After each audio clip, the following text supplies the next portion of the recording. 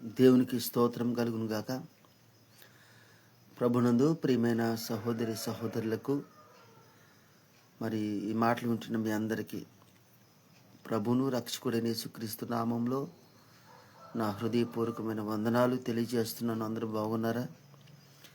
ఈ ఉదయకాల సమయం మరలా ఈ రీతిగా మీతో ముచ్చటించడానికి లేదా దేవుని వాక్యాన్ని పంచుకోవడానికి దేవుడు నాకు ఇచ్చిన అవకాశాన్ని బట్టి నేను ప్రభుని స్తుతిస్తున్నాను.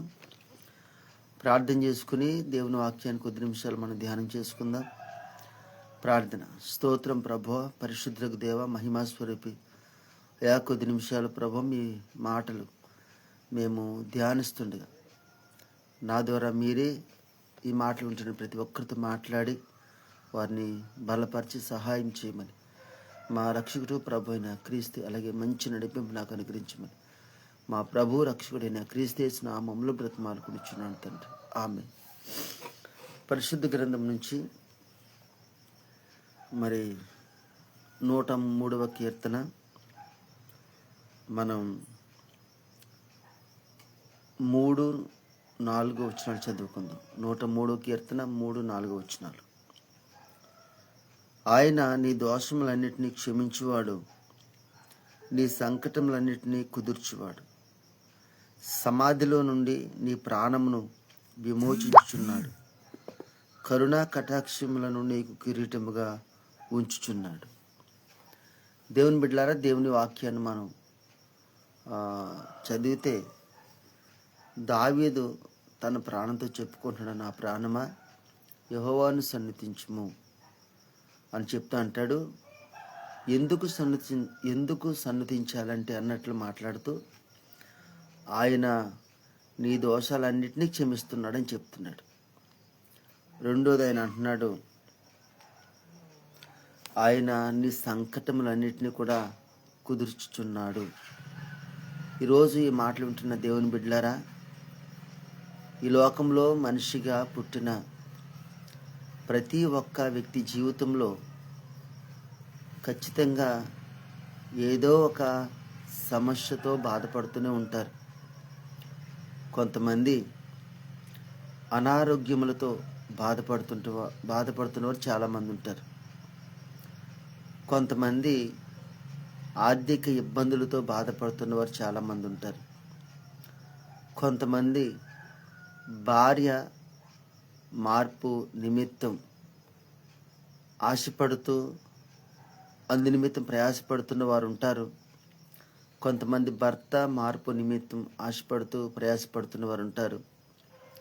కొంతమంది పిల్లల మార్పు నిమిత్తం ఆశపడుతూ ప్రయాసపడుతున్న వారు ఉంటారు.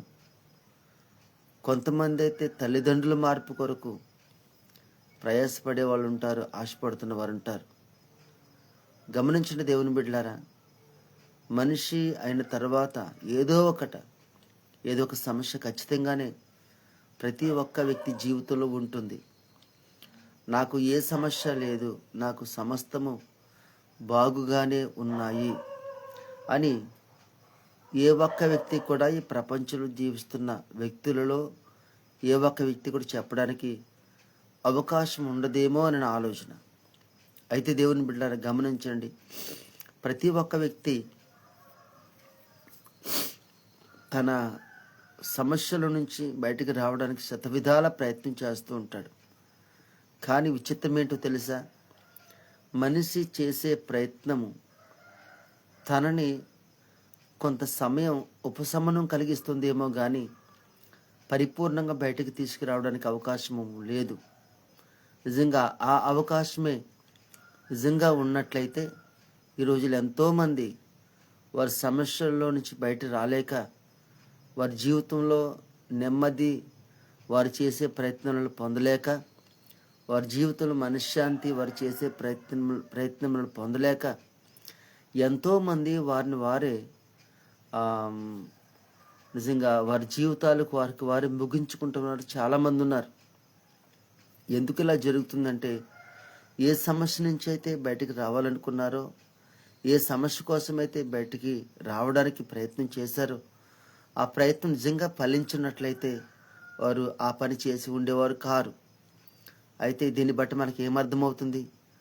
మనిషికి ఎంతో జ్ఞానము కలిగి ఉన్నాడు. మనిషి ఎంతో తెలివితేటలు గలవాడు, ఎంతో వివేకం కలిగిన వారు కూడా ఉన్నారు. కానీ మన వివేకము, మన జ్ఞానము, మన తెలివితేటలు, మనకున్న ధనము, మనకున్న పేరు ప్రత్యాఖ్యతలు, పేరు ప్రతిష్టలు, ఇవేవి కూడా మనల్ని కొన్ని సమస్యల నుంచి బయటకు తీసుకురావడానికి ఎంత మాత్రం ఉపయోగపడవు.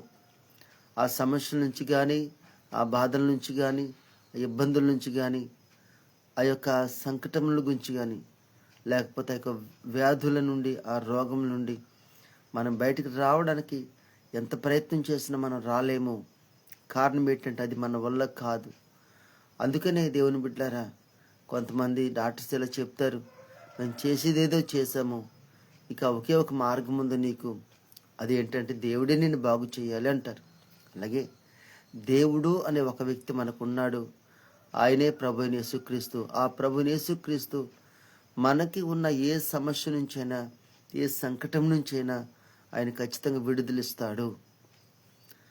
గమనించండి. అందుకని ఇక్కడ కీర్తనకారుడు మాట్లాడుతూ రాస్తూ అంటాడు, ఆయన నీ సంకటములన్నిటినీ కుదుర్చేవాడు. ఈరోజు ఈ మాటలు వింటున్న స్నేహితులారా, ఏ సమస్యలో ఉన్నారో నాకు తెలియదు, కానీ ప్రభు ప్రేరేపిస్తుంటే మాట్లాడుతున్నాను. దేవుడు మీ యొక్క సమస్య నుంచి మీకు విడుదల ఇవ్వడానికి ఇప్పుడే సిద్ధంగా ఉన్నాడు.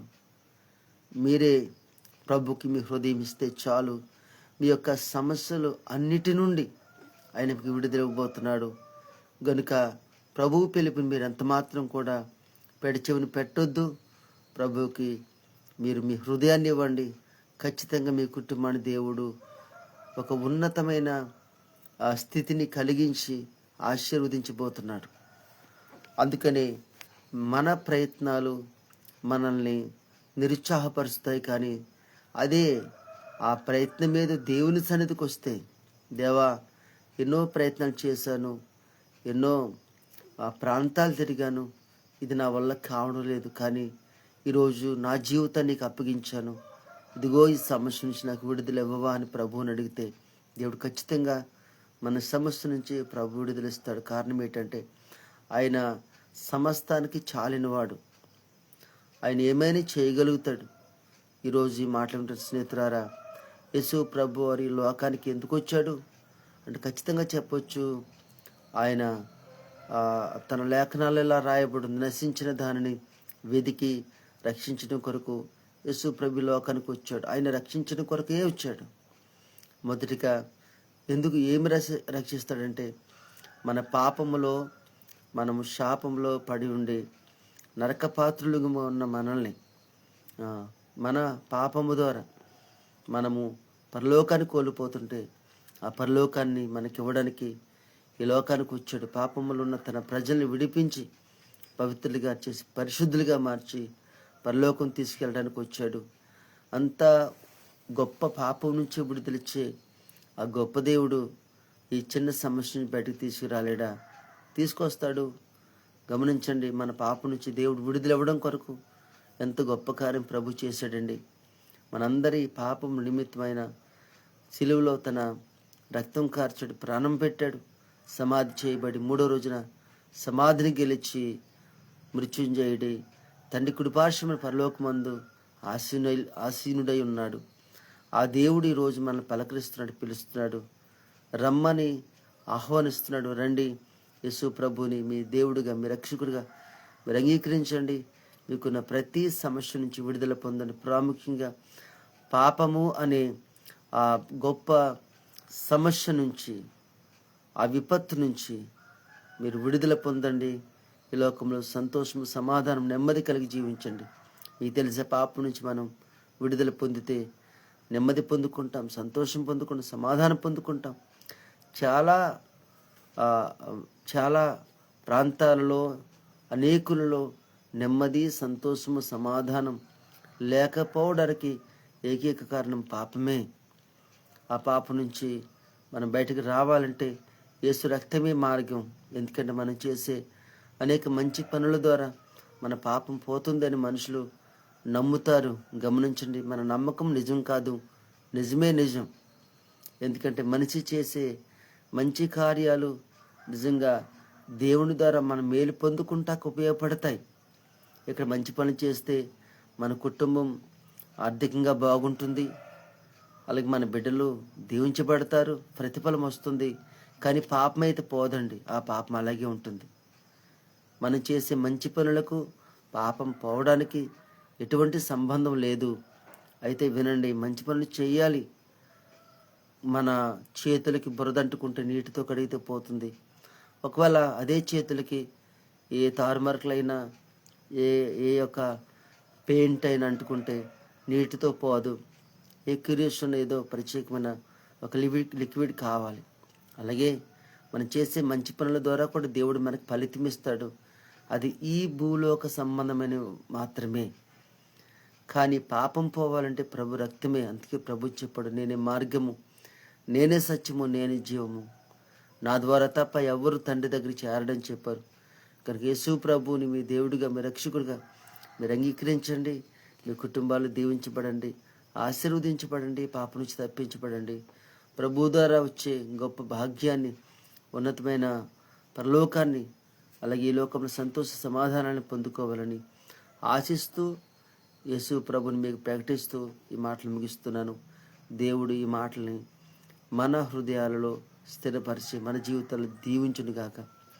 ఆమేన్. మీకోసం చిన్న ప్రార్థన. స్తోత్రం ప్రభువా, ఈ మాటలు విన్న కుటుంబాలను దీవించి మేలు చేయమని, ఎత్తబడిన వాక్యాన్ని ఇరుపెట్టి ఫలించమని మా ప్రభు రక్షకుడైన క్రీస్తు నామములో బ్రతిమాలుకునిచున్నాడు తండ్రి. ఆమేన్, ఆమేన్, ఆమేన్. త్రియక దేవుని ప్రేమ ఈ మాటలు ప్రతి ఒక్కరికి లోకం సకల పరిశుద్ధులకు సదాకాలం తోడు ఉండుగాక. ఆమేన్, ఆమేన్, ఆమేన్. అందరికీ వందనాలు. దేవుడు మీ అందరినీ కూడా దీవించునుగాక. ఆమేన్.